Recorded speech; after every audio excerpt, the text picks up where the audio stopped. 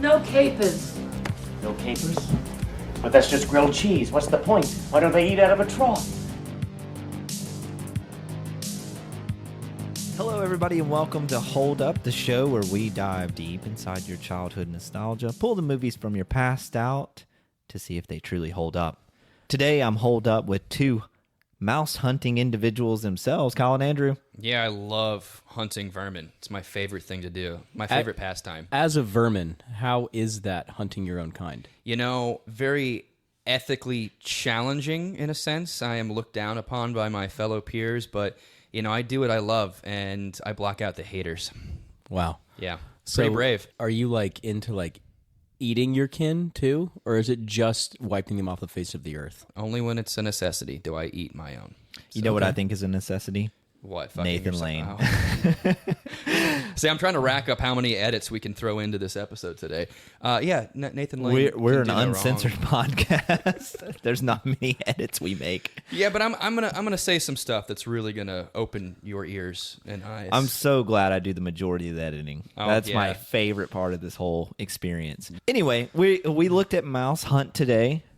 Before we dive in, Kyle, tell me about your energy levels using cheese, since this is a mouse. Oh, that's a themed good episode. You really set him up for success. Let's You're hear welcome. it, Kyle. Wow. First off, establish your knowledge of cheese. In no way comprehensive.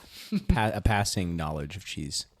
So we'll go when you're looking for that grilled cheese, but you don't have any of the nice smoked Gouda, or there's no mozzarella or anything to put on there and make it gooey, and all you got is that one Kraft cheese single that's slightly open, and you get it out and it's kind of crusty on one part of it. It's kind of hard, but you can't not cut that off because it takes up too much of the cheese that you'd put on there, so you have to kind of deal with it. So you make it, and it kind of tastes like the inside of a refrigerator.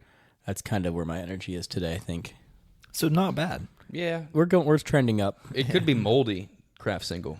Well, they can't grow mold because it's not real food. They can grow mold. Yeah. It's not real yeah, food. they can. It's plastic. Speaking of moldy, we watched Mouse Hunt. So Oh, that's right. There's mold. So, Kyle, do you remember this movie when you were little? Yes. I didn't see it in the movie theaters, but this is one that me and my brother watched. It's fun for the kids and the adults because of the slapstick farcical element to it, but also I think there's just some adult humor in there it's layered appropriately, but it's a dark movie. I think I did not want to watch it too much because it was a little darker. It kind of reminded me of a Matilda kind of thing. It was just a little depressing. That was a good reference, because I remember this movie as being kind of darker, and I didn't find it as funny as a kid.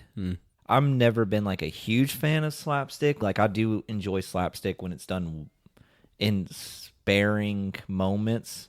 I think we had this conversation. I love horror movies that are very tense and then they just go slapstick all of a sudden, and that juxtaposition of two different feelings.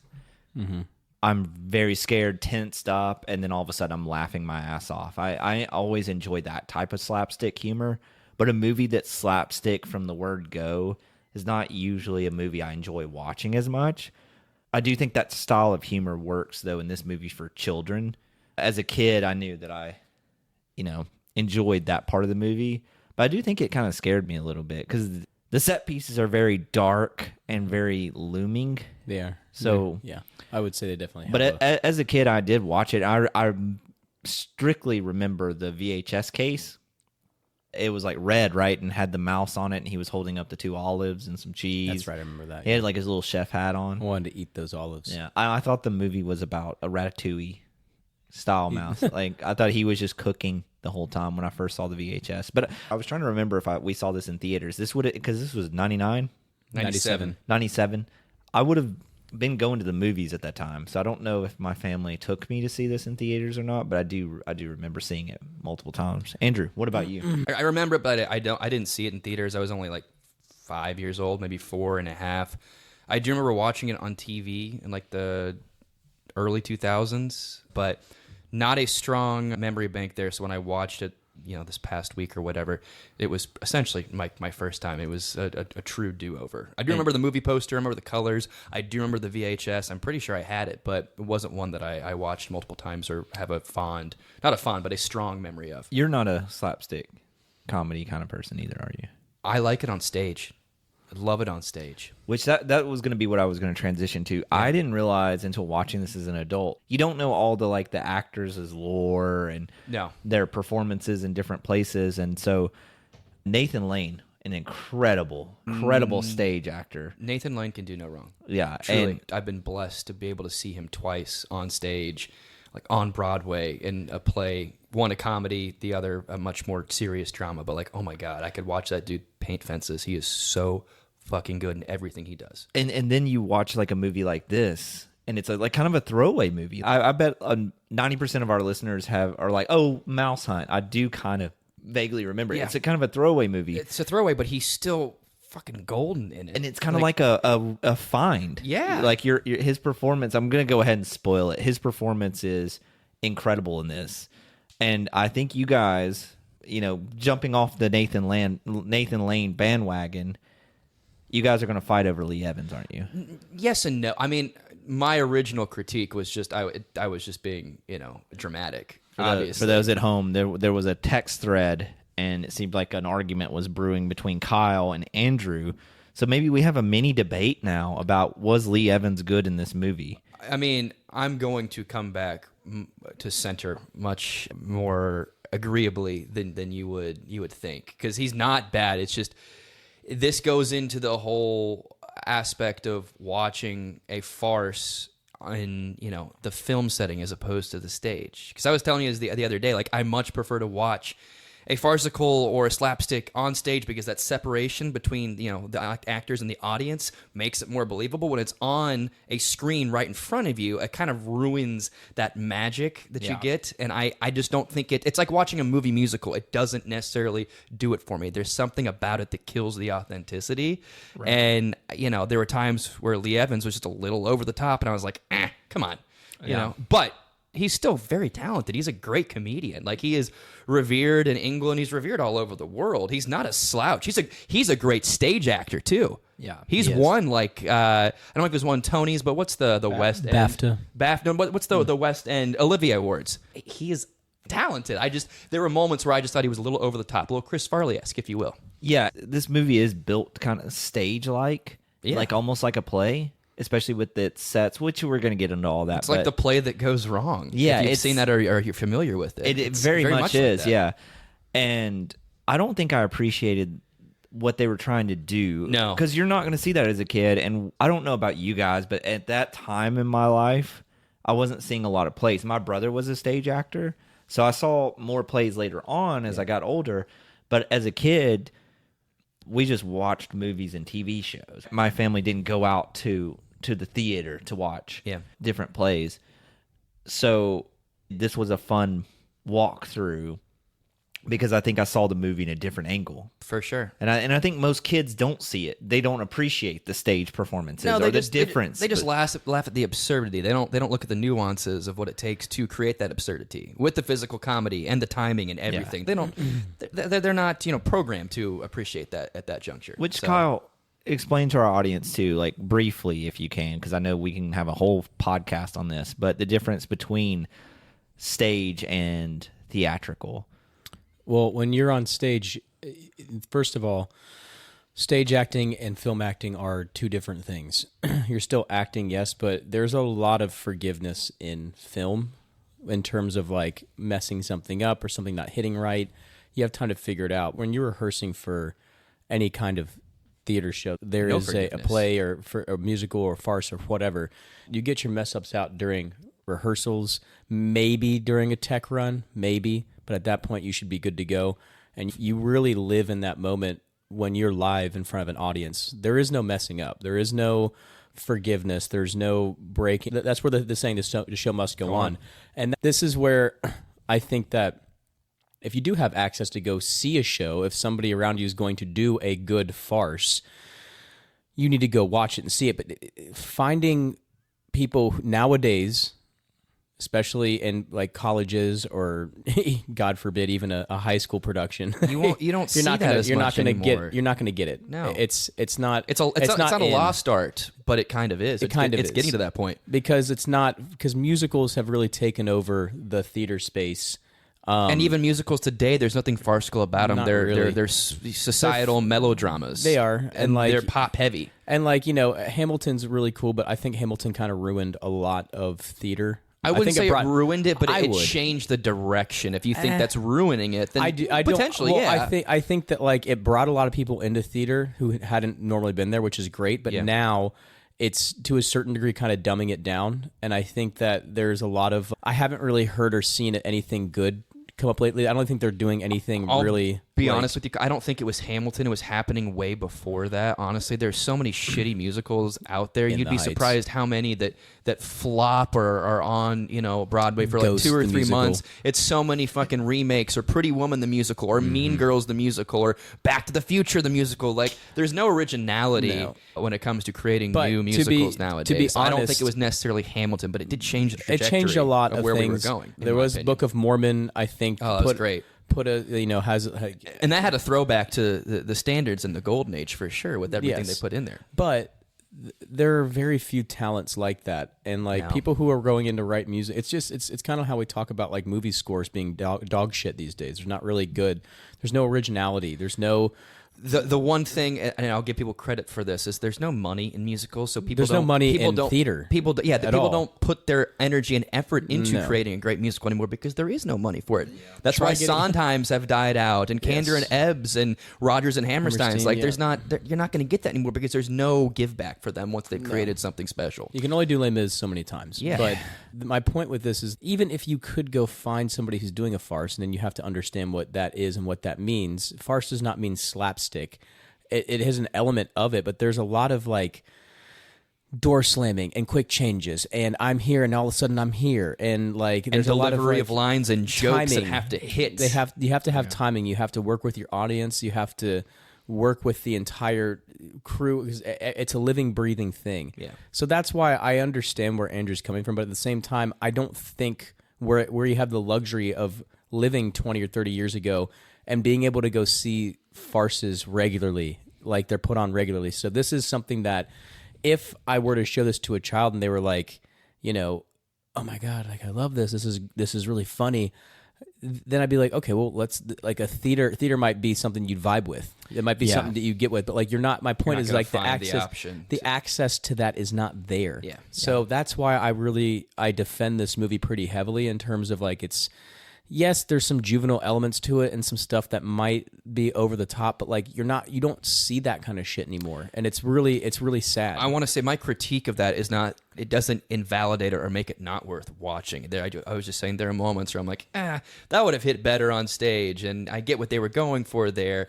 Kind of lost me, but like overall, yes, I'm full agreement with you. I will say too, the reason we talk about this is because this movie uses two incredibly gifted stage performers, Nathan Lane and Lee Evans, and then it is kind of directed in a stage performance. Like there's They had all huge this- sets. huge sets. There's a lot of vignettes in there as well. Right. There's a lot of different like things that it ebbs and flows. The comedic timing is very stage heavy, and I was looking up the director. I think his name's Verbinski. No, that's Gore Verbinski. He Yeah. directed all the Pirates of the Caribbean, Right. Rango, stuff like that. Like he's a very storied director. Yeah, he's very good in that kind of slapstick comedy role. I mean, what did people say about the original Pirates of the Caribbean? Yeah. Fucking hilarious. Yeah, Very funny. I think this movie is a little bit more slapsticky than that, but also, agree, for sure. but also this movie is more stage heavy. But I think he created a setting where he's like, "Hey, I have these two incredible stage performers. I'm going to let them perform in what they know best." And I think he got great work out of both. he got of them. great work out of, I would say, everybody. But in let's that be movie. fair though. We could bring Nathan Lane into your apartment right now, and he could probably put on a master class of He could acting do a with- one-man show. right? And We'd be we entertained. could hand him a page of just wingdings and spilt coffee stains, and he would put on a performance of a lifetime with it. Like I don't know if that man has ever had a bad performance. I want all the writers who are listening to this right now to understand there doesn't have to be like an aspect of society or societal wrongs or something in our culture. Like that movie stands up. You could set that movie in the 1800s, 1700s now, and 100 years from now, and it would still be fine. It would stand up on its own. There doesn't have to be a fucking overriding message or like a tone. Like, and I love like a lot of this new stuff that's trying different things. That's cool, but like there is a lot to be said for the originals and a lot to be said for like comedic writing in general. And a lot of the stuff that they had is just you can't teach that. You can put it in a script, but for them to bring it to life like that, I thought is one of the hidden gems I think we've watched in the last year and a half almost that we've been doing this. Before we get into the blow by blow, does anybody remember the marketing to this movie? No, I don't remember anything. I think that's what I remember as a kid, but it's so fuzzy because it was so long ago. I remember the one commercial. It was like, this is the story of a mouse. And it was like a shadow of the mouse, and it had big ears. It was like a shadow of basically Mickey. And then the light shines on the mouse, and he's got 2 olives in his mouth. And then they were mirroring it as like, oh, this is a Disney movie. It's another funny Mickey movie, and it wasn't. No, not at all. And they didn't give away anything about the movie. It was just all focused on the mouse, and then Mouse Hunt came out. That's what I remember vividly from the trailers. But they didn't market this movie a lot, I don't think. Like I said, I remember the color scheme, and I remember the movie poster. Yeah, that's the poster, one that sticks out to me. I don't remember where I saw it, whether that was the theaters, but yeah, that's a lost art too. That's another podcast for another day. But like the lost art of movie posters, because you would go see another movie and then you would skim the posters to see what was coming. And to be fair, you still have them sometimes outside of certain theaters. They suck though. But they're movie posters they're suck awful these days. People don't give a shit about posters, and that's sad. Because they know that people don't really look at them. No, because they have access have to anything, social media and videos, and so we need to bring back movie posters and cut trailers down to less than 2 minutes. 4 fucking minutes, and not have it spoil the fucking best parts of the Marvel. All right, Andrew, before we dive in, give us some numbers. All right. Or make us guess at some numbers. I'm gonna make you guess. I'm gonna start off with the budget. What do you think the budget was for this?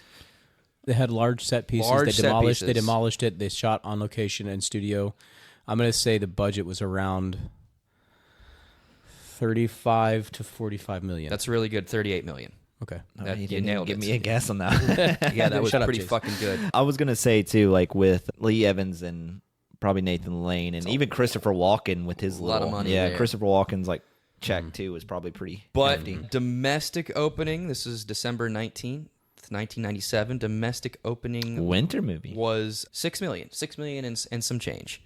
So, okay, decent, whatever. Yeah, no, not really. Not a good opening. But domestically, altogether, grossed 62 million. Nice. Internationally, 60 million. Nice. Oh, 120. Yeah, so 122,400 and some. So it was 122 million point four. big success. Yeah, huge success. With the limited marketing too, their marketing budget was probably very, very small. And the $6 million on the opening, that's around Christmas. People are traveling. Yep. People are not going to the theater. And Lee Evans was an international name. I mean, he is an international name. He's a British comedian. He was well established. And of course, Nathan Lane is Nathan Lane. Christopher Walken. That's a solid recipe for success there. yeah. So the movie was a real success. Did we ever get a sequel? Did we ever look that up? I don't think so. I don't think we did either. It's not worth looking not up. worth We already know that that's going to be dog shit. They shouldn't have ever created one. Leave it as is. It's fine. There's no reason. It leaves off on a plenty good note. There's no more money to squeeze. There's no more juice to squeeze from that. Yeah, orange. they did well there. All right, so let's start. Where does this movie open up, Kyle? So we open up at one of the funniest parts of the entire movie is the beginning, and it was funny. we open up onto a rainy day outside Uncle of a cathedral. Lewis's funeral. Yes. So what's his name? Hickey. Yeah. I'll look it up. Ricky Hickey. Is it William Hickey? William Hickey, yeah. Is that William Hickey? Yeah. This was one. So really quick, we'll just get this out of the. Well, we'll talk about that. Actually, we'll cut that. We'll talk about that when we're in the hospital scene. Rudolph Schmuntz. Rudolph Schmuntz. So we open up to a rainy day. It looks like they're in like a St. pseudo New Patrick's York Cathedral. Yeah, it you looks New Yorkish. We'll call it New York. Yeah, Why not? like what? 30s, 20s, 40s. No. This is that's interesting that you say that, Chase, We'll because get it to looks that. it looks like that, but if you look at the cars, no. At certain points, this is what I mean. There was a can take true place. farcical element to this. Was they spanned the decades from like the 40s Yes. through like the 90s, Yes. literally. The car that pulls it. We'll get there. I do remember saying to myself, I was like, what fucking time period are we They in? were all over the place. Because like some of that is 1920s, like the factory like gave me 20s vibes. but the cars are much older. Though. Yeah. Cars were that time, 1997. Yeah. There's a couple Mercedes that you saw, a couple. But then you saw some that Crown looked like Vics. they were from like the 60s or 70s for sure. Yes, well, 50s, 40s, yeah. There's so we're all over the place in terms, which to me is a very farcical element as well, because if you're invested enough in the scene, in the character, in the actual show, the audience will believe anything. They don't care if it's Yeah. good. I never thought twice about it, although I was like, yeah, that's interesting. I'm like, where is this? Where are we? Yeah. But we open up, there's a funeral happening, and we see the pallbearers carrying a coffin down these really slippery steps. It's raining. It's It's raining. It's pouring. and we see two men, Nathan Lane and Lee Evans, and they start arguing about the color of one of their suits. He's like, that's a Nathan's gray like- suit if I ever saw one. I don't know. It's charcoal gray. No, it's black. It's black. And they start arguing, and what a shitty casket. It's just he makes one wrong move, and he pops off one of the handles, and all of a sudden, all hell breaks loose. The casket drops to the floor, slides down the steps, and he does a fucking like. It ejects William Hickey himself out of the casket. He does like three flips in the air and then lands head down in a manhole in a across manhole the street. and it's Perfectly, yeah. He's catapulted like 30 30 feet easily. The construction worker eating his sandwich in the rain. That's what it fucking was. disgusting. Is like, who's halfway through the Hudson now? So I guess they are in New York. Yeah. So that's how we open. And I want to make a comment too. So this is the first scene we see William Hickey. It's not the only. If you don't know who that is, he is Uncle Lewis. Uncle Lewis. From Christmas Vacation. He's been in a lot of movies, and he was really sick during the filming of this very movie. sick. He had emphysema and something else. With that voice? bronchitis. No. Yeah, he probably died from He bronchitis, but he died had before emphysema. the movie even released. He did. So this was when he was literally on his deathbed. He died actually during pre-production, but they'd already shot his some of scenes. his scenes because they were doing it as concept work, and he died. But luckily, they didn't need anything else from him, so they can move on without. And he does. They do a couple good things to homage him throughout this movie. The paintings being one of them, which is another farcical element that I thought was very well done. But It turns out they were at their funeral of their father. If you haven't picked that up, They're brothers. Yeah, and they're brothers, and they're just two different brothers. They were modeled kind of after Laurel and Hardy. Yeah. yeah, that's a good point. Yeah, truthfully. One's all about success and money, and the other one's kind of more morally bound. But and- underneath all of it, they're both stumblebum, as it says. Stumblebum and inheritors and brothers. Like, they're just idiots at the baseline of it. They are. They're one of them is an idiot because he's easily taken advantage of. The other one's a little too overambitious. He gets in his own Overambitious. way. Yeah. And those are two really good qualities to put together. They're good foils to each other, we'll say. And Nathan Lane is the one that's always like kind of looking at money, always gets in his own way, super ambitious. Lee Evans is kind of like the bumbling. I don't want to say bumbling idiot. I'm He's a a young very dumb sweet, boy, yeah. but I'm 35 years old. Yeah. Oh, shit. I'm What do I do? I'm too sweet for my own good. I'm gonna get taken advantage of, that kind of guy. But they're at the will reading, and they're kind of arguing still. And all Nathan Lane seems to care about is what's left to them. Yes. And the money that their dad's leaving, which he leaves them the factory, and it's The string The factory. string factory. Schmuntz string. Spunk strings. so. And what I gather, they never really go into huge detail, but the factory's failing because no one cares about string anymore. Imagine that. And that's a big like rift between the two. And they start it here because he's like, "You used to care about string," Yeah. and he's like, "No one gives a shit about string anymore," And so he's like, "Oh, great, the factory's not worth anything. We can try to sell it off." And what William Hickey's character has told him is like, keep the string dream alive. Never sell. Never sell the string factory. So Lee Evans's character the whole time is like, I will not sell the factory. That's going to stay in our family name, and I will run it. And So selling the factory is like off limits because they're split on that decision. But then they're left a house.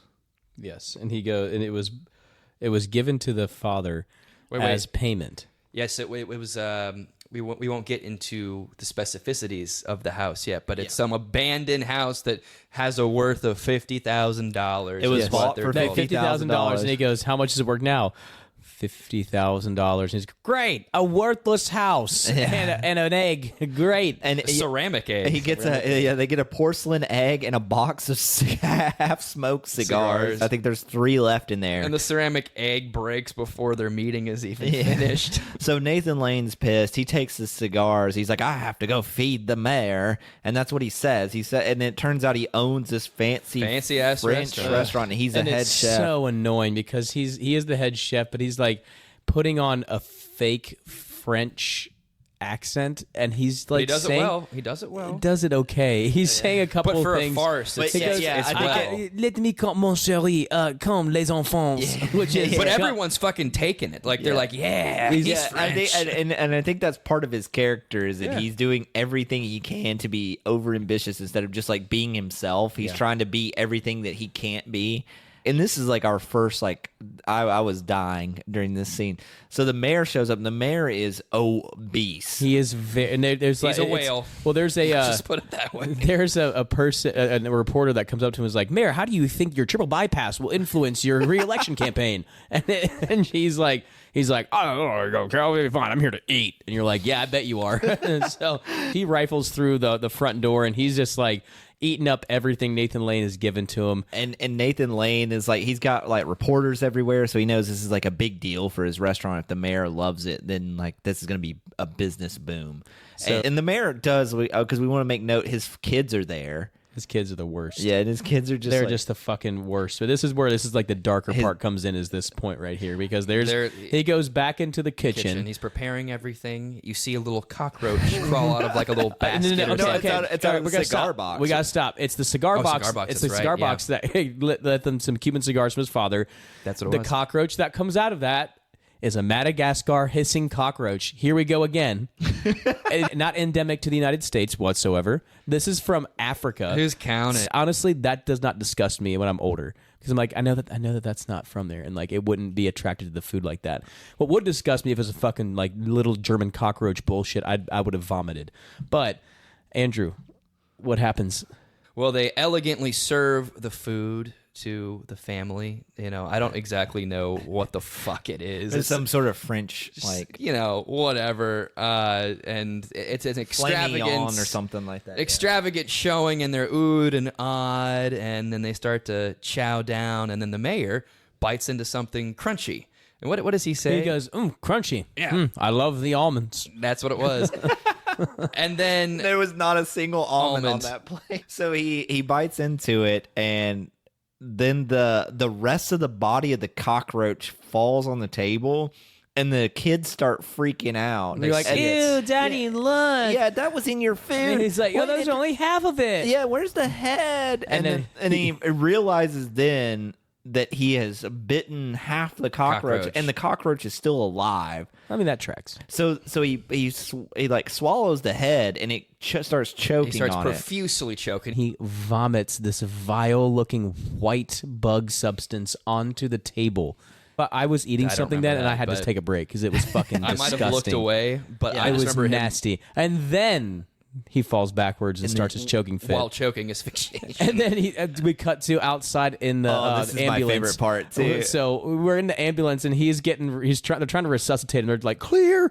Yeah, he is in dire straits now. He is like pretty much about to be dead on arrival, and his kids are playing in the police tank. They're playing with police tank. Mine's better. Yeah. I'm doing great. They're like pulling it off the door too, because the police are trying to put the caution tape up everywhere, and the kids are playing with it like it's like ribbon. And then he dies. He dies. But he doesn't he dies from like cardiac arrest? Isn't that what they said? It wasn't choking. They were like cardiac arrest from the asphyxiation of the cockroach. So they take that and blame it on Nathan Lane. Yeah. So now they're closing Nathan Lane's restaurant, and he has to go work at a diner. Yeah. Then it cuts over to Lee Evans' miserable character as he goes home to his wife.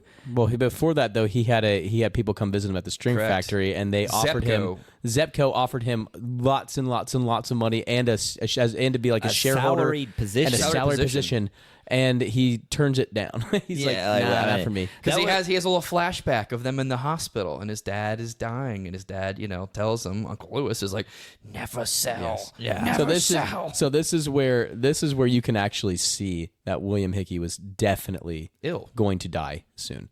He is. I mean, well, how old was he? He was 69. I want you guys to think about Wait, that. what? He was 69 when he died. Are you Really? sure? He was about to turn 70. I don't think And that's... he looked like he was I- 90. I guess you're right. He had a thought rough he was 90. life. He had it rough. I mean, he was just like no muscle mass on him.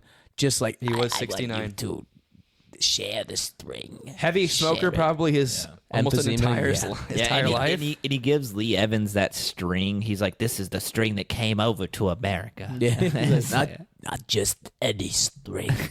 This guy's like, It's just a string. Where's he's my like, stogie? you can tell that like he's moving his body. He's like, I want you to have the string, and he's like, I think they filmed Ugh. that actually on his I was deathbed. going to say, that was Might his have been actual dying. hospital bed. That was his Man. hospital wing and room. what a Yeah. way to go. But So- so Good we method had acting. we had for real. But I will even say this at this point, like instead of giving Lee Evans like the string, you should have gave him a brain, because Probably. this was the dumbest decision in the entire movie. I was like, you would still control. You would still have some, and he said, Pop said never sell, so we never sold it. And So, he makes that okay. stupid, like, quizzical face, like, what should I do? I can't. It's not going to happen. What you should do is sell it. Like, Yeah. that's No. what you should do. No. And he would still have a huge control of it, so it'd still be in the family. He'd somehow. probably have, like, close to a 6-figure job. You don't have to do shit. In the 20s, 30s, 40s, 50s, 60s, 70s, 80s, whatever 90s. this is. And then he decides to not sell, He goes home to his wife. and tells her that, and She starts throwing dishes all over the kitchen. she makes him leave to prove. She cucks him. She Yeah. kicks She him out of the fucking She house. cucks him hard. so Yeah. she packs his shit and tells him to get out. So now he's homeless. His factory's not making anything, and he's like down on his luck. And it tells me too that they weren't financially stable to begin with. That she was the breadwinner in that family. Wonder what gave it away. Just out of curiosity. And she leaves him no money to even get a hotel or anything. So he goes to a diner to get some food, and he gets a grilled cheese with some capers on it. And it says, what does it say? Merry Christmas on it or something. Yeah, it's like and he's like, excuse me, I ordered the grilled cheese without capers. And then Nathan Lane is back there because he's the cook there. He's already the And he's line like- chef. He got a job really fast. He did. Like this, like within a day. Like Yeah. within 24 hours. so he's back there trying to cook his fancy French dishes in this like But like, New think York about diner. why would you put capers on a fucking grilled cheese? Have you never French had do capers real- on a grilled cheese? Come on. That sounds salty What as the fuck. fuck is wrong Why with would y'all? you? Yeah, I don't. Your taste is subpar, both of you. Andrew, describe to me what a caper tastes like. It's like a sour, like vinegary, like wrinkled pea. Not even. It's salty. I hope everybody listens to It's that. not even a and pea. went, It's not vinegar. There's got to be some vinegar for sure. I think it's just brine. And it's probably vinegar in that brine water. The fact I that bet money. you were talking about our taste buds, you don't even know what a caper tastes like. I just told you what a fucking caper is. You don't. You're talking about vinegar, and There is vinegar in a fucking Kyle is shaking his head bottle no. of capers. Yes. I don't. yes. Yes. I'll pass. I'll take your word for it then. No. Well, he's wrong. So So he obviously sends this nasty shit back, and Nathan Lane gets pissed off that someone sent back his capered grilled cheese, and they reignite together. And Lee Evans doesn't tell Nathan Lane he got offered this money to buy the factory either during this whole thing. But now they start to leave together. They're both homeless with nothing, and then that's when they remember what, Andrew? they have a house. They have a house to go to. Yeah, a big Idiots. old worthless house out in the country. And it's snowing now. It's cold. It looks dreary and it looks depressing. They're as hell. walking through the streets and they're fighting and hey, what does Lee Evans say? He's like, what's Nathan Lane's brother? What's the name of the character? There's Lars and Ulrich. Is it Ulrich? No. No, it's not Ulrich. No, just move forward. But he's like, it's Christmas. We should be celebrating what we have, not what we don't have. They don't have anything. They don't have have string. shit. They have a piece of string and capers. Ernie and Lars. And there's a little choir singing, and it's snowing, and it's... Someone hands And they Nathan see- Lane a quarter. Yeah. And then before we skip past this, but the choir finishes and disperses, and we have to throw this in there. You look at the Windows storefront, and what is that storefront? What's the name of it, y'all? Epstein's Bakery. Epstein's Bakery. Just kind of dangling it right there in front of us. He's got an island. He's got a penthouse. Bakery. He's got a bakery. Yep. Yep. And for whatever reason, they can see the house through the bakery. Yes, they can. And which I thought was very It's strange. a fun, well, I thought it was Hey, it's a a fun little farce. transition. It's a farce, So, you know. Yeah. so that leads go. us right to the house. We just go right to the house. Yeah, and they're driving up in this shitty Beetle. It's looks like. something. It's something from the 50s. 50s. It's not good. And then they're driving up this hill, and you see the house, and it's a pretty massive house. It's a mansion. large. Yeah, I mean, at one point, it was probably a very nice house, but it is absolutely dilapidated. All the windows are broken in. There's no way that house is retaining heat. No, that house is rough. But But there is a mat. There is like a cot upstairs that, Yeah. they fall asleep on. But then they get woken up in the middle of the night. By our main character, Mouse man. Mouse Man. they don't know what it is at first. They just hear some scratching. Yeah. They hear some burrowing or, So or they something. They go upstairs after they wake each other up, and they start looking and Nathan Lane gets Lee Evans to propel him up, but accidentally propels him through the actual ceiling. Well, and I will say, there's a part in this attic that I remember that scared the shit out of me was the Jack in the Box in the Yeah. corner. So they think they see a monster and it's a Jack in the Box, and the mouse is kind of like fucking with them basically at this point. And then he catapults Nathan Lane through it, and what do they find? They find a mouse. Oh, it's just a Yes. mouse. It's just a mouse. Which should have been as far as this movie went. Yeah, that should be it. Like at this point, like There's a little rodent who lives in yeah. an old abandoned home. Go figure. keep in mind, folks, at this point I was like, oh, it's a mouse. Yeah, It's- nothing crazy. It's not doing a whole lot. It's just running around. But we did find some blueprints, Yes. and this is where it takes a turn. Turns out the house is a LaRue. A forgotten LaRue. And LaRue's like the adjacent to missing like LaRue. like Frank Lloyd Wright, Yeah, some yeah. famous architect. From from the turn of the 19th century. Yeah, He's like so- fucking. And they take it to like the town hall and they verify it and they found out, yes, it is the 43rd LaRue. And they thought, Forgotten Lost LaRue. blah, Lost blah. LaRue, yeah. So the house is not worthless anymore. The house is worth priceless. Probably millions. Yeah, Priceless. millions upon millions. I thought it was funny because it goes really quick from there, and it goes really quick from them sleeping and finding the blueprints to like everyone being like the Lost LaRue and like walking around the house, and there's people like looking at this broken, moldy banister and being like, "Oh, the art detail in this." It's classical yet not modern. And The molding on the walls is just and pristine. it's the black mold in the bathroom is perfect. It's like the house is. We can't describe it enough. The house is absolutely falling apart. And Like it's ugly as hell. yeah, like it's Bad. the original layout and plan is ruined. You would need to spend no telling how much money to renovate that house to make it livable. Lots. But continue. So we found out that it's the missing LaRue. We have this weird Eccentric billionaire man. coming in. Who's like Russian? in No, Russian, no, yeah. no. He's like French or so. He's who No, knows? I think he's He might be Eastern Portuguese. European. And he He's owns Eastern I don't like- think so. European. No, He's- I think he's from Spain. And he owns like what do you say, like 18 LaRues, like that. He has this like never- fascination. I have never paid more than 6 for a LaRue. Yeah. And he's like, "Oh, you hear that? Hear that, Ernie? $600,000." They're not quantifying when he said six that he Six, meant yeah. 6 million. Yeah. So they're under the understanding like, well, we got to get like $1 million, and they're already talking about an actual $6 million home. He's like, "I'll cut you a check right now for like," what did he say? He says I've Auction. never paid over 10 for a house before. And he's then so what they do is they go to a little sidebar, and Lee Evans wants to just sell it immediately. Which Like- they should have done. That would have 'cause- solved 'cause- everything. And Lee Evans is stupid because he's like 600,000 and didn't think about the 6. And I don't think Nathan Lane's character did, but he comes to the side and he's like, "Look at how many people are here gawking at this. let's put it up for auction and get big time money, which is Smart. Smart. Not a bad idea. Yeah, so it like you're thinking, oh, he's in the right here. So Nathan Lane's like, let's do that. And then Lee Evans comes around. He's like, oh, yeah, no, we'll make them bid it out and then raise the price. So they go out and they deny the guy's offer. And then that's when he turns around and he goes, I've never paid $10 million for a house before, and walks out. and then they're just standing there like, guffawing. yeah, Like, just their face is just like, they're drooling a little bit. And they're like, Well, see you later. Bye.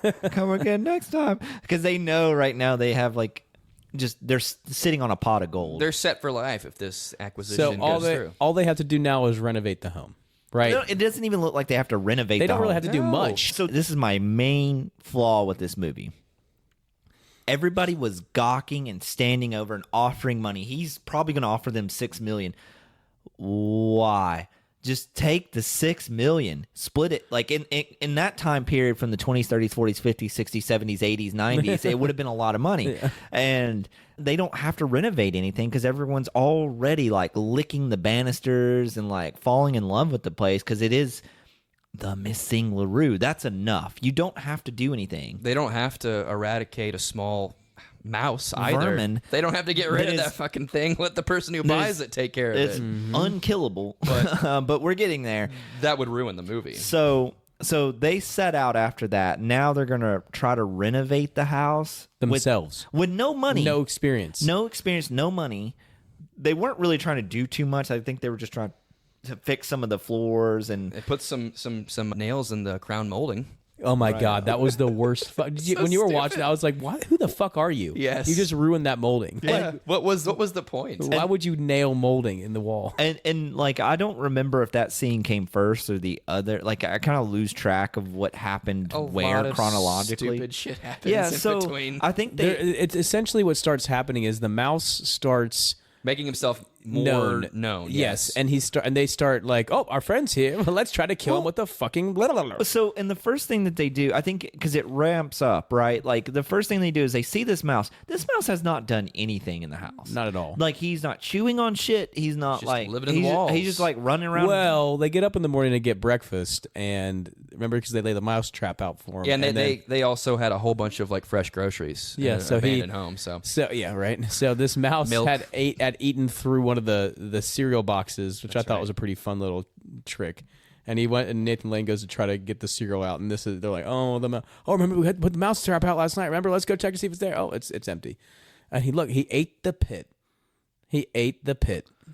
What an asshole. Yeah. He left everything to mock us. So this is where they start anthropomorphizing, and now this mouse is now like a villain. Like this mouse is Yeah. now to them as something standing in the way of them and this $600,000. He has $600,000 that they could sell for $10 million that they could have sold for $6 million early on.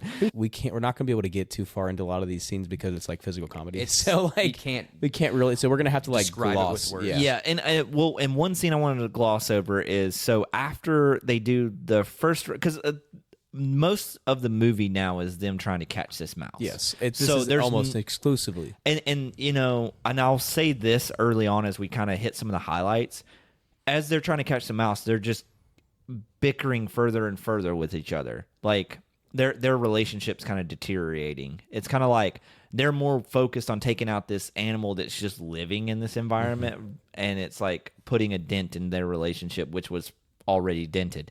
But in the process of them doing this, though, they ruin the house.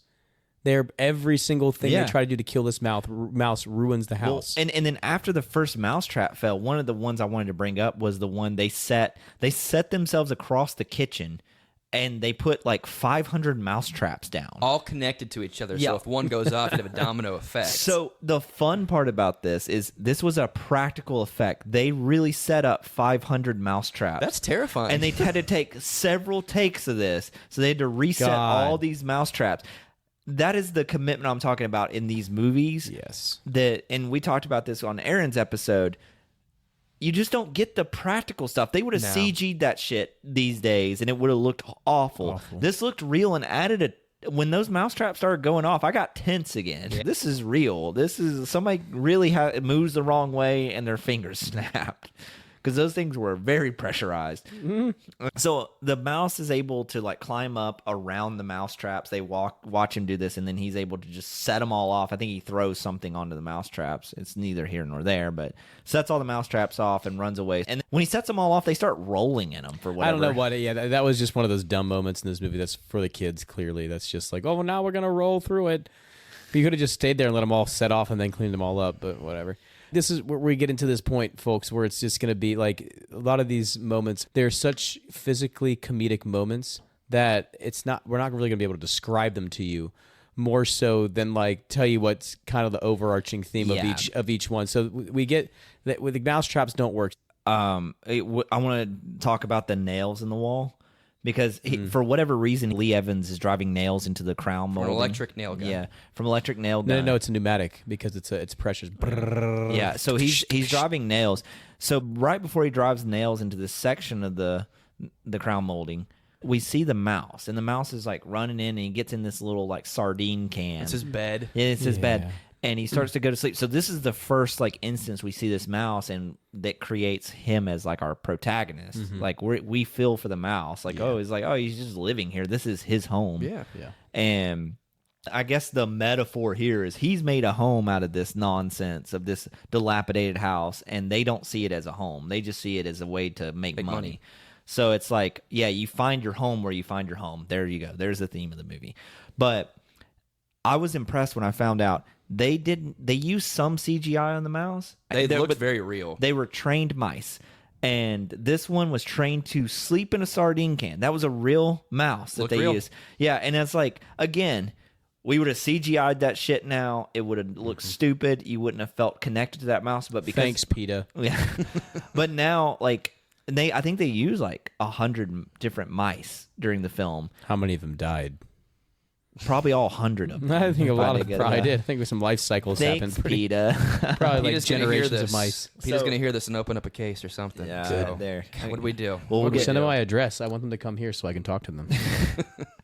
You know what they say about publicity. So he's driving nails through the mouse's home. His nail gun stops working. It gets stuck. It doesn't go through all the way, and it stops directly like centimeters in front of the mouse's face. It doesn't kill him. Yeah. He's interrupted by something in the living room or whatever. Because Nathan Lane comes in with a jacuzzi tub. A $1,200 jacuzzi that they threw in the poster cutout of the lady. Cutout of the lady in it, and gave him $1,200. And he's like, "You used our last $1,200 That's on a a huge part of the renovation process. It's also a huge part of the plot after this as well. This $1,200. Yeah. So they carry the tub upstairs, and then what happens next? They see the mouse in the he gets behind some kind of like jar of water, and it magnifies his face, and that terrifies both of them. Primarily Nathan Lane. It's like he couldn't figure out what that could have been.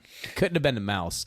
So he flips out and moves this probably like, I don't know, 600-pound tub, and it bumps Lee Evans, and it just fucking like they both get into it essentially by accident, and it just shoots down the stairs. Through the door. Doesn't break. Doesn't do any damage to anything. Tub does not break. This porcelain tub doesn't also break any of the wood, and it has it seems like it has zero friction surfaces on it because it just fucking glides through, down the hill, into the lake. They go to the center of the lake, and this is one of the funnier parts. It's like as soon as it lands there, it just comes to a stop in the middle of this lake, and then Lee Evans like tries to say something. He goes, well, and it just shatters, and they both go down like, you know, in this frigid water, and they're just like, yeah, okay, cool, I guess I'll just we're down here now, and that will come back in handy later because we're going to see that again later on. And then Andrew, I think we get the cat next, right? Yeah, I think so. Which is another dark comedy very element dark that I love. So they show up at the pound, and the pound is set up like it's a gas chamber. They're wearing like hazmat suits and shit. It's like it is like Chernobyl inside this. Bad. Yeah, and it's like they take like this girl's coming out. She's like, "Not my Fluffy. I want my kitty." And there's a sweet little kitten that's in this little cage, and the guy takes it in. Yeah, that's the funniest part is like because Nathan Lane's like, he comes in as they go into the first counter. The cat that's left is just a sweet cute little kitten, and Nathan Lane's like, "What about this one? Nah, not tough enough. And then you see a guy in a hazmat suit come out, grab the cage of the kitten, and take it in the back, and you see it get gassed. And we don't know if that's like delousing or something, or if they're just killing that cat. No, they were. Which I don't know. I think it's delousing because the next thing we see is they go through these doors, and there's just like mountains, like just massive amounts of cats in cages in this next part. They're in a very dark and sterile room. And almost like a warehouse. Yeah. And they're looking for a cat, and they come across cat. He's like, "Oh, you're gonna want Catzilla." And you're like, "What a fucking name!" Because what's the description he gives? We want something that's just like mean and like nasty. And he's like basically like a super soldier. Someone who's been around the block a few times. Yeah, that's like not trainable. Yeah. Boy, has this cat been around the block a few times. Oh my god! They take it out in the crate. Well, they're in there. They don't even take it out of the crate. They're trying to talk to the cat in there, and they're like, "Well, I wonder what kind of home it has, and I wonder if it." And then Nathan Lane goes, "You're a stupid cat, aren't you? You're an idiot, right?" And the cat just goes. And he takes the zapper and like shocks the shit out of which him. was a nice little Jurassic Park reference. Yeah, it was. It was a fun one. And it's like because it was reminiscence of the Raptors In the first movie, yeah. and like so he gets the cat to calm down, and so they're like, "We'll take it." And he's like, "Really?" So they take the cat and bring it to the house, and they hand it like I guess a mouse cat toy. And he's like, I don't know how this worked. And the cat like sniffs it once and just freaks out in his like wooden crate. And his arms and legs pop out of the crate. Through the crate. And he walks around with this 35-pound wooden crate that he somehow broke through. It was just, I mean, this is where I mean when like and this it was movie. CG. Stupid. This part This was was CG. CG, yeah. but like this is what I mean when I say this is a cartoon movie. Like this is a live action cartoon. This is a Tom and Jerry It's episode. a very Tom and Jerry-esque everything, which again, it's not pretending to be something that it's not, so we can't get mad at that. I'm certainly not mad at it. I just thought that was one of the few parts I was like, I think we could have done something else there. But this cat gets out of the box, starts chasing the mouse. This whole thing, like the mouse tricks it into the dumbwaiter, and it just like plummets to its death. Eats it to its death. Yeah, it's still the cat's still clearly alive, but it's probably dead. His mouse just finds these like clever ways to get out of everything. He's talented. He's a talented guy. Yeah. So, speaking of talented, that leads us to our next, and I would say, I think everybody's favorite point of the movie. Andrew, I know you want to tackle this one. What do we get next? So the cat fails. So mouse traps don't work. The cat doesn't do its job. So what do they? So Ernie which is the weird part. Like I feel like they should have done this first. Yeah, this should have been their first go-to. Ernie and Lars call an exterminator named Caesar, who is played by the great Christopher Walken. And it's a nice little cameo. Before they call the exterminator, I want to get to this plot point because it's very important. They come out to foreclose on the house. Why do they try to bank? Yeah, because they his dad borrowed against the house, and they didn't pay the mortgage. All they got to do is pay the mortgage to be able to sell the home, but they didn't, and they need how much money, Andrew? $1,200. Which they spent on The jacuzzi tub. that's now on the bottom of the lake. So they don't have any money to use for that. So this adds in another element that they're trying to figure out while getting rid of the mouse. They're trying to get rid of the mouse, but the main plot point is now how do we get the $1,200? Mm-hmm. And we'll get into a little bit more of that, but enter Christopher Walken as Caesar. The great Caesar. The great He comes, Caesar. he comes in and he goes, what is he? He goes, shh. And then he takes out his tape recorder and he goes, Tuesday, 0800 hours. And he's like, must remember to get shaving cream and whipped cream from the store.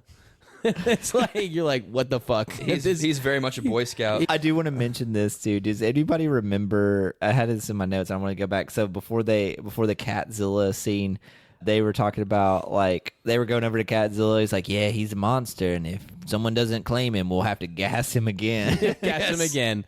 That's good. Anyway, continue. So he's moseying around. And he's like, what does he say to them, Andrew? Because they're trying, like, essentially he's like, don't let the mouse listen to our conversation. He'll know. So he starts talking about some dumb shit, and he's like, yes, we'll have to go upstairs and try to find what you're looking for. And he looks at him and is like, he's gone now. Yeah, he's like, and then like they go and they start acting like they're like, we'll go upstairs, yes.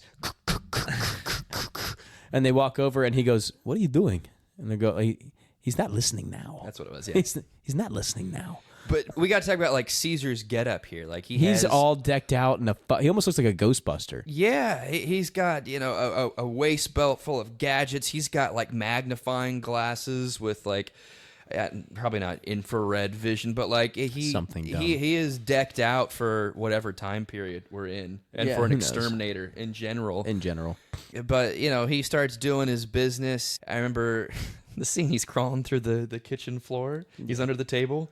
And he sees mouse poop. Mouse poop. He has like Vile creature. 3 levels of like magnifying glasses like on his eyes, and he goes down to like the biggest one. He opens up his little toolbox with like a tiny tweezer and like a vial, and he picks it up. And I don't even remember what he says, but he has there's like 3 pieces of poop. He's got a comment for each of them. He's like 12, 13 inches in length. And No, he's like 12 centimeters. 12 centimeters. That's what it is. Yeah. And he's like whispering in this tape recorder as he's doing this. And then at one point, Dirty mouse. Yeah, pooping in the kitchen. And at one point, he eats one of them and describes the mouse's dietary, like restraints or whatever. He eats a little mouse turd. Yeah, and he's like, irregular bowel movements. Yeah, and he's like whispering other stuff. Some of it you can't really hear very well. And then what happens after that, Andrew? Well, then doesn't he get his little like video surveillance thing that's connected by a long winch, right? Yeah, it's like a metal. I don't know what you even what you call that kind of tool. How would you describe that camera that he has, Kyle? It's like a long metal. It's almost like an endoscope. Snake. It's like it's like something. It's you would never use. ending. Yes. It's never ending. It's connected to his truck out front and his person, and he just... It's like a plumber snake, I guess. Yeah, kind of. And he feeds it through the cracks to, surveil on the mouse or whatever. And he's up in the attic, and he's getting good feed. He sees everything, and then all of a sudden his little, screen, his plasma screen. Which is not a plasma screen at all. It's not at all. It's not high definition. It's nothing. It's just, his monitor. We're not in the level of 4K yet. No, but it goes blank, and he's kind of befuddled, like what's going on? Where did it go? And he starts to freak out, and then I don't remember exactly what happened. So if someone wants to take the lead here, because the mouse somehow puts the winch on his back. He does, and he I forgot how he did it. reels it in. He gets reeled in, and it absolutely destroys the entire house. So because Christopher Walken is in the attic. He's in the attic up top. He looks outside, and he sees the mouse on the coil on the front of the vehicle. He's like, oh no. And then the mouse just like somehow has the muscle strength to flip the switch of this winch, which starts retracting and his, it sends Christopher Walken for a ride. And he goes from the attic all the way to the front door, and he is hitting every step, every floorboard, and he absolutely, to Kyle's point, it's a giant destroys the floor. Giant divot on the floor, stairwell this down the priceless front. home. These one-of-a-kind fixtures. And the floor, and I remember earlier on they said that the floor was original to the LaRue, and now the floor is destroyed. And Christopher Walken ends up outside in front of the truck, and this is one of my favorite scenes. So the mouse jumps off the winch and onto his face, and like you get this overhead shot, and the mouse like slowly starts walking off his head and just takes a shit. Takes a poop right in his lower lip. Yep. So they were out doing something. There's a bunch of stuff that happens in between all these mouse moments, but we're not going to be able to hit on all that. But like, they get essentially, back home, right? They come back home and they see like the ambulance going. And no. They see a tow truck and they're like, "Isn't that Caesar's truck?" And they get up to the house and see they're carting Caesar out. They were like, the cops were like, "Yeah, they found him locked in a trunk in the attic." And he's like being carted away. He's got blood on his face. He does. And Ernie's like, try to think, did you kill the mouse? And Caesar goes, what's that? Horse. Fiendish. I won't eat it. He's lost his mind. He's lost his mind. He's like, this is a callback, and I was waiting for this moment. So he was found in a trunk in the attic. So they said at the beginning about the house that the original owner was dead in the attic, locked in a trunk. yes. Oh. So it's kind of making waves that the mouse has been killing people that live in this house. Diabolical mouse. He's Which I homicidal found mouse. funny, but also really ridiculous. And that kind of took me out of it Absurd. a little bit. But all right. And so Just wait for the ending then, Chase. Damn. So what happens next? I think doesn't Nathan Lane try to sell now? He finds out about Zeppers or whatever. Zepco. So the lawyer comes by Lars's wife's home and talks about he's like looking for Lars, and he wants to talk about the auction, and that gets April, his wife, excited because money excites her. Yeah, she's a piece of shit. She shows up at the factory and like lingerie, and this does not pass the Bechdel test. Does not at all. And then meanwhile, Nathan Lane is trying to meet with the Zepco people because he, saw the proposal earlier from them, the money. It was ridiculous, and he wants to sell the fucking company. I don't blame him. So he's out in the town square. He tells them to meet him under the big clock at noon or whatever. And he's there. He sees a couple ladies, some models on the bench, and gets distracted. Loses his hat. They're exotic hair models from Belgium, I believe. Yeah. And he loses his hat, and he chases it into the street, and then gets hit by a fucking bus. Yeah, and then he misses the meeting with the Zepco people. Yeah, and he's taken to the hospital, and for some reason the ladies follow him there and pretend to be his sisters. I thought that was one of the funnier parts of the whole movie. Yeah. He's like, they're not my sisters. No, the doctor's like, he's like, they come up to him and they're like, you two, and the doctor's like, are you family? And they go, yes, we are sisters. He's like, they're not my sisters. I don't know you. Yeah, And then- it's so funny. And then Lee Evans' character shows up, and he's wearing His wife's lingerie. He goes in the string factory because he's trying to run it by himself because he had to lay off everybody because he didn't have any money to pay the people that are working at the factory. So he tries to run everything in the loom, and he gets himself caught up, and his whole outfit gets torn apart because he puts it in the loom by accident. That's so he's right. naked. Yeah. And that's when she comes in the whole thing, and that's why he's wearing that getup. Did y'all notice the scrubs the doctor was wearing? No, I didn't. It's very modern. It was like literally from like Grey's Anatomy. I mean, there was modern shit everywhere. He wasn't wearing a white lab coat. It was like, one of those you'd rent at like a nurse's scrub store nowadays. So very out of place, I guess, but also not. yeah. So now they're going back to the home. Nathan Lane definitely has a concussion. Surprised he didn't break anything. He should have been dead. Yeah, probably. But he's alive It's and Nathan well. Lane.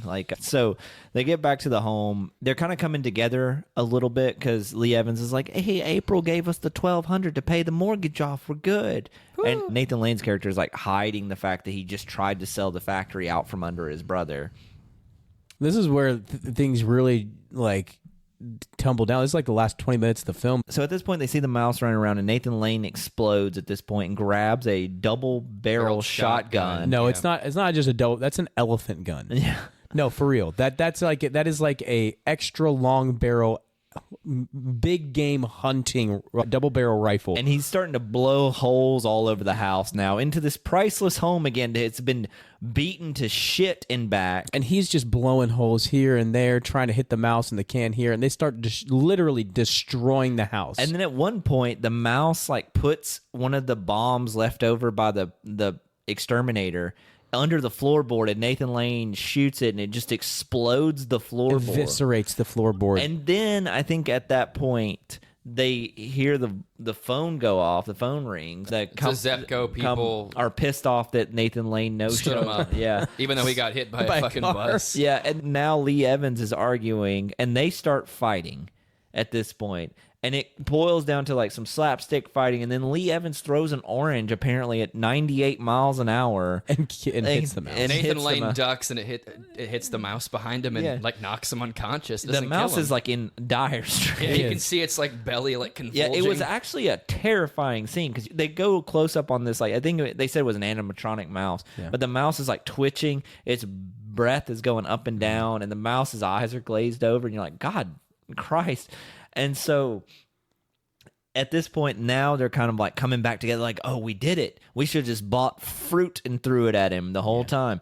So they put the mouse in a cardboard box because neither one of them can kill it. Did you see what the note said on the box? It said to Fidel Castro. They send it to Cuba. They go to the USPS. But they didn't weigh it, so it gets sent back. Yeah. and it gets sent back right when this is the climax of everything. And it's done really well. Well, and then too, before you even get to that point, what was crazy is they couldn't finish off the mouse. They couldn't hit it with whatever. I think they were using a fire poker or something. Mm-hmm. And then when they're taking the box to the post office, which late at night for some reason, but they were taking the box to the post office, and he's like, "No, I didn't put holes in it." And they're both laughing. I was like, You couldn't finish it off, but you can Suffocate it? suffocate it, And torture in a it? way worse death. Yeah. And then to Kyle's point, it gets sent back because they didn't weigh it. Yeah, Cuba has a weight limit, or not No, limit. they but, just didn't weigh it. And in these 2 days, they are somehow able to renovate the entire house. Think about what we went through. The giant just- hole in the living room. The They're giant just hole's replacing gone. shit, and like nobody's gonna see it until after So- it's sold. It cuts to the auction night, and they're greeting their guests as they're coming in for this auction. The house is immaculate, clean, floors replaced, hole in the middle of the living room, which was the size of a fucking asteroid, is now gone. And they Well, did they this laid some all with, plywood down, and so. they're not. They had no money to do this though. They did it though. Somehow- Don't ask questions. They did it. Somehow they pull it off, and they think they're getting away scot free. So what happens next, Andrew? And I will say this: this is my least favorite part of this movie is from this moment on. But Really? I thought it was. I thought this was fine, funny as honestly. hell. I thought it was fine. I thought it was a well done. Yeah. Talk about like a farcical moment like this. They had the whole scene set up with the auction, and they were in like one of the living rooms, and there's like 30 or 40 people in there, and he sees the mouse when he's trying to like talk about like the auction beforehand, and he's like has the gavel and he's like smacking everything, and then like he like wrestles I with did the, like the gavel part. I thought that was funny because he's trying to hit it when, and Lee Evans is trying to tell him, "Hey, the mouse is here." While So- he's addressing these people at the auction who are going to bid on the house and give him money, and they're like, "What the fuck is wrong with you?" So the auction starts, Yeah. right? And they start the auction, and it's progressing up there. I mean, a whole bunch of shit happens. They start bidding on it. It gets bid up pretty high, but the mouse is, jumping into people's, Well, no, the mouse is like the mouse. They think that he goes into the hole in the wall. So then Lee Evans' character takes the water hose from outside, Yes. pumps it into the wall, and turns it on, and it breaks. Breaks. The thing breaks. so it's just constantly Well, pumping and water at one into the house. Well, and before that, too, the mouse is just jumping around, and they're just kind of like running around the auction room trying to get this mouse. Why this? And he tells He does, Nathan he's- Lane tells the auctioneer, no matter what happens, don't stop. Yeah, don't stop. Keep going. They're trying to catch this mouse, and he invited the Belgium girls. Yes, there. they're there. The mouse runs down one of them's like cleavage, And he just goes his hand right in there. right in there. And then it goes into Lee Evans' like suit, and he And has he's this start- like convulsion fit. I trying thought to that get was it out. fucking hilarious. It was good. Instead of just like latching your suit down and running out of the house and keeping the mouse away for the bidding, because that's all they have to do is get through the bidding. This is where I lost it, like, because the premise is absurd, right? We can all say that, but because this mouse, But it is a farce, though. And It is again, a farce. Farces are not supposed to going be to end realistic. in a but farcical it's fashion. like at this point it was making me mad because they could have let the mouse go because he hasn't done anything. He has not chewed anything or broken anything. They can't let that go. They can't let that go. And they could have just gotten through the auction and been rich. But anyway, like we'll speed forward to where they put the hose in the wall for reasons. So all This sorts whole- of shit yeah. happens. Like we can't go into extreme detail. Mouse running around, running people's clothes and into people's hair, yada yada yada. They're bidding left and right. Who cares? But they get to what, 25 million? Yeah, the bidding is extreme. 25 now. million. Yep. And then when that's the final bid, you start to see some water leaking out of the walls behind them. And then what happens? It just kind of caves the in. levee breaks And and sends everyone everyone out the house. Though it flooded the hell out of that house. it's a lot of water to be collected over a short, period Yeah, of also, time. that's but, just, you know, if we're gonna, I'm gonna say this one thing, and then I'm gonna stop because it's a farce. We are not supposed to get into the weeds with this about realism or anything like that. However, this is one of the parts that I was like, I think we might have been able to do something else to get to this point because That's what I'm saying. There was no realistic way that water could pile up in the walls like that. They're not watertight, right? And there's also the amount of water that came out of that wall was like at least a couple 100,000 gallons of water. At least. it At collapsed least. the entire fucking house. Yeah, and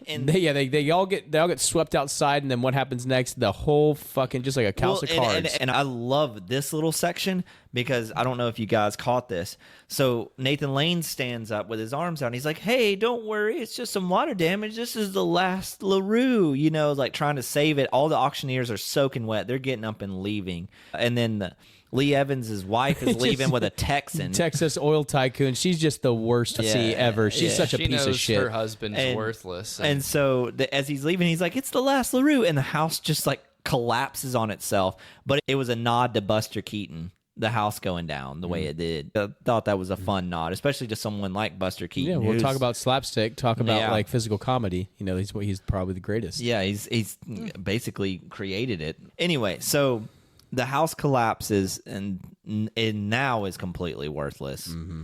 And also, didn't the mouse eat the string?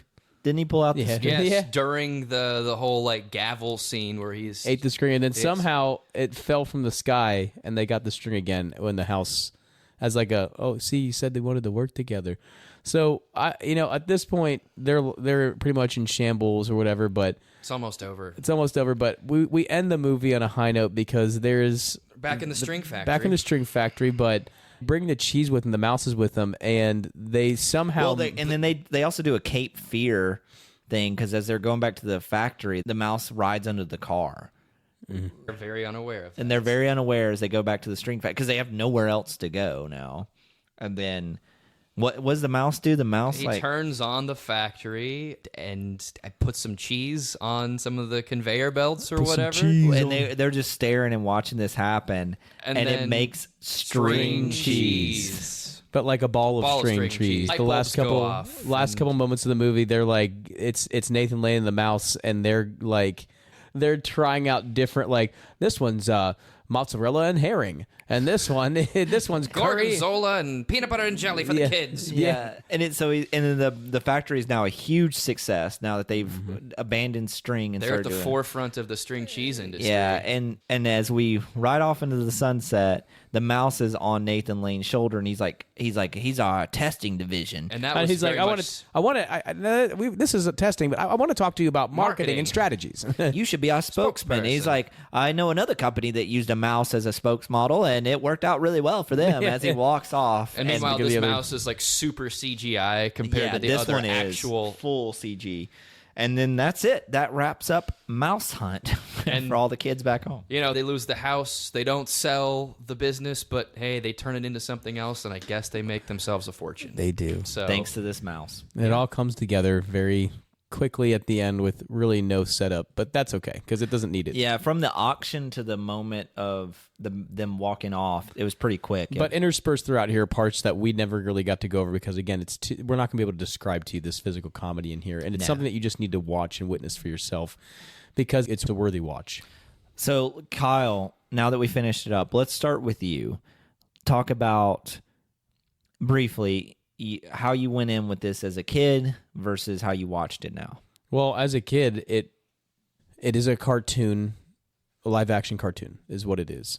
And, you don't really think more about any of that. You're just kind of like, as a kid, you're like, I hope the mouse doesn't die. I want the mouse to live with a cute little mouse. I like the mouse.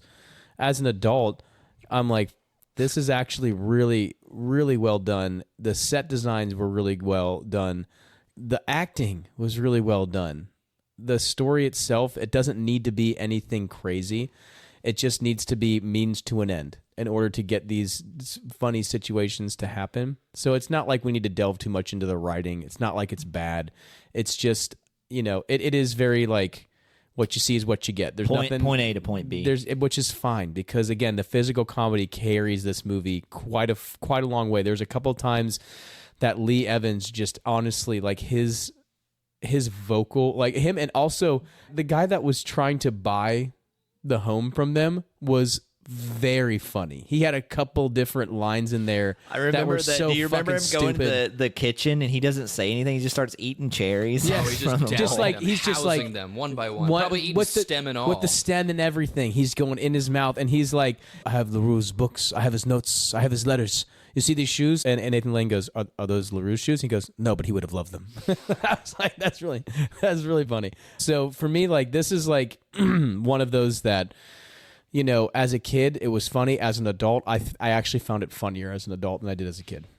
Okay, Andrew, compare then to now. Again, I didn't really, watch it when I was a kid. So the first viewing was essentially, when I watched it last week. And I wish I had gone into it understanding that it was a true farce, a true slapstick. Because at the beginning, I laughed, but I was kind of like, all right, that's a little over the top. It took me a second to realize, oh, this is a true farcical movie. And, made me laugh a few times. It wasn't laugh out loud. I think if I had seen it previously, I would have had more appreciation for it. But I will say, as I watched it, as it went on, I did garner more of appreciation for it. The acting, the set, the physical comedy, the timing, everything that went into it, the intricacies. It was, as we talked about earlier, it's kind of a lost art. It's something you don't see anymore. There's not as much access to that kind of acting or genre, a play or a movie anymore. So, I enjoyed it. I think if I watched it again, I would probably like it even more than my initial viewing because I know what it is. I know what it's about. And there wouldn't be as much, what's going on here? Why are we trying to go about it this way? I would just accept it for what it is and probably would enjoy it more. But overall, kind of a lost piece, in my opinion. So, yeah, I remember seeing it a lot as a kid, and I saw it as a Looney Tunes type of movie. I very much enjoyed watching it again and looking at it from a stage presence because I was like, man, they don't make movies like this anymore. Now as an adult, I'm like, here's a kid's movie that if they rewrote and I think taking the mouse element out of it and having the brothers trying to sell this home, you have like a very funny, well-written, staged type film that could be an instant classic. I think the mouse element adds this like childlike wonder. It adds this like super cartoony, over the top element that you don't really need. But I think if they take that out and make a different movie today, everyone would be talking about it. Especially if you still have like people like Nathan Lane pulling this off. Yeah. But that's the point though, is that this kind of acting is lost, and there's not a lot of young stage actors out there. There's not a anymore. market for it either. Not, no. I will say you'll get this kind of acting from Nathan Lane in a lot of movies, but Beau is Afraid is a good one to watch with Nathan Lane doing stage acting in a modern film. I mean, so is Birdcage. Birdcage is my favorite of all time. That's going to be one of the best in general of Nathan Lane and Robin Williams. But when we see movies like this, we have to cherish them because these do not exist anymore. And this is not like a thing of like, oh, it's all black and white film. Like this was like not even 30 years ago. Yeah. That's not a long enough time for things to really shift too much, you'd think, but there's been so much cultural shifting in our society in the last even 10, 15 years that like this kind of stuff, you're not going to see it again for a while probably. I've watched a lot of modern films recently that I liked, but I will say this. I think a lot of people get caught up in, especially in the indie market, like, oh, that movie was really good, and I see it, and it's just a bunch of weird camera angles. I think we're obsessed now with, like, these movies that do these drastic cuts, or we're watching, like, the camera go down, like, the wire cables, like, weird little scenes where someone's sleeping and the camera floats up onto the ceiling and back down, and, like, that's kind of what we're focused on now to make these amazing movies, and I'm doing quotation here, instead of just, like, put the camera there on an actual set and let the actors work. Mm-hmm. You talk about the Birdcage, and I could do a whole podcast on the Birdcage. I love that movie so much. But the directors with Robin Williams and Nathan Lane, the ones that work really well with them, are the ones that just put the camera on them and work around them and let them have the space. I feel like we don't do that with actors a lot now. I feel like it's all about the director's No, because vision. they're not. I'm sorry, but they're not good enough to do that. They don't command any kind of. Timothy Chalamet is. You're never going to do that. Well, but I disagree though on that. I think we're getting into an age where everything's about the director's film.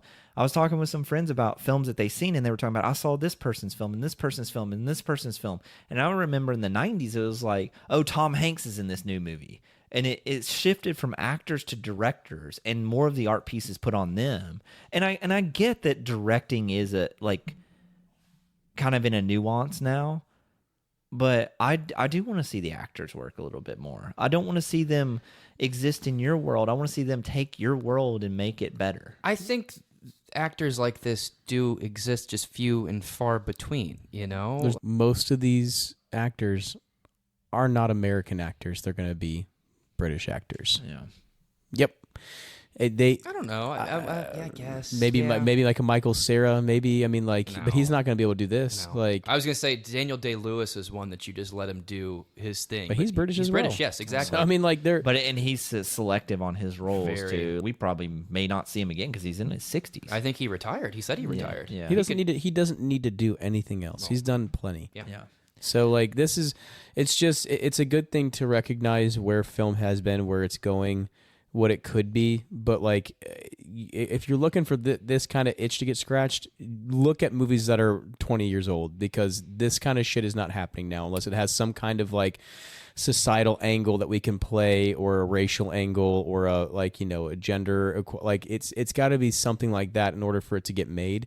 And comedies don't make money. Like they're really hard. It's really hard to make money on a comedy, and Comedies they're just not these making days them. are trash They're- too. they're like if very you go bad. for like a full-on comedy without like a drama with some elements, they suck now. When was the last great movie comedy? I can't even remember. Exactly. I can't even recall a good genuinely one. can't.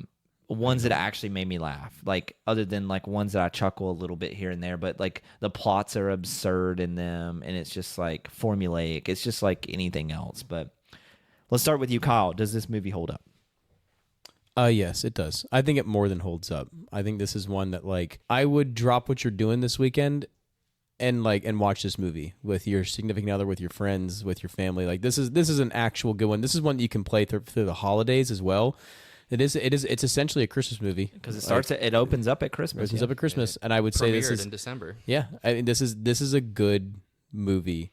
It's a good family movie. It's got something for everybody in it, and you know, actors out there, this is going to be like one of the, not, I wouldn't say a master class, but it's definitely something to take note of on physical comedy, why it works, investing in your character. If you believe in your character and the world so much that like there is no wrong answer, there is no like, well, that's weird, the audience is going to believe that too. I didn't for a second, except for maybe the very end with the water, like second guess anything. And that includes when he gets shot up out of the chimney and thrown 400 feet in the air into the lake. Into like, I didn't second guess this, right? I didn't second guess that. Like, that's what a farce is. That's why we love those kind of plays, those kind of movies. And I think this really, it really kind of brought me home. Yeah. Andrew, does this hold up? Without a doubt. Yeah. Go watch it. You know, go into it knowing what it is. Don't compare it to an ordinary movie in a sense. No, it's a farce. Accept that it's a farce and just enjoy everything that it gives you. Like we said, great acting performances, great physical comedy, lost art. Know what it is. Like I said, accept it and enjoy it. It for sure holds up. Yeah, I agree. I think this holds up, and I agree with you, Kyle, that this is a movie that you don't see very often these days. It's not flawless. It's not like The Birdcage. You know, I'm not even going to try to compare it to movies like that. There are way better stage type movies out there, but it is fun when we can catch one like this. And if you are out there and you remember that movie, or you're like, hey, I do remember The Mouse Hunt, I kind of wonder if it's good. Go watch it. Like it's a fun watch. It's a breeze to watch through. It's like an hour and 30 minutes. It's easy. It goes by quick. Yeah, it's a good movie. I would say it holds up, 9 times out of 10. Like I think some people with the slapstick humor may not like enjoy that as much. I'm not big into it, but I think it works here. Andrew, what about our IMDb rankings? Do you know what this one's rated? I think I have an idea, but I'm not exactly sure. Again, idea, but I don't know the exact decimal. But me, I'd give it like...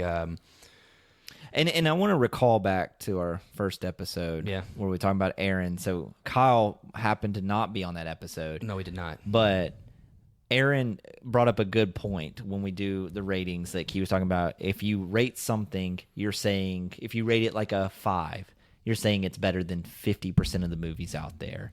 And that really like stood with us. So thank you, Aaron, for, if you're listening. He's probably not. The way that I look at it though is like it's kind of like a letter grade. You know what I mean? So yeah, I guess if I gave this one a 60 or 6.0 or whatever, then it's better than 60% of what's been made. But it's completely subjective. It's based on feeling. It's more of a look, and this is what I think. What do you give it? A 6.7.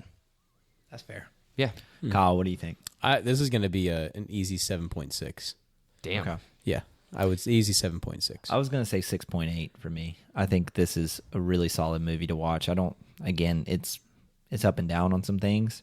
The slapstick's not for everybody, so I have to, pull it down a little bit.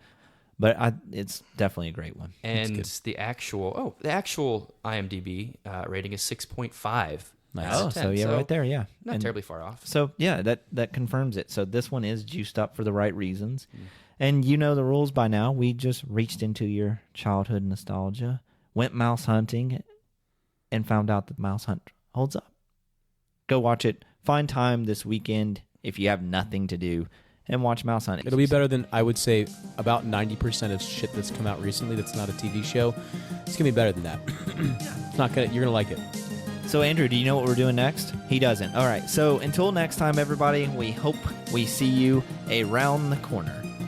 Have a good night.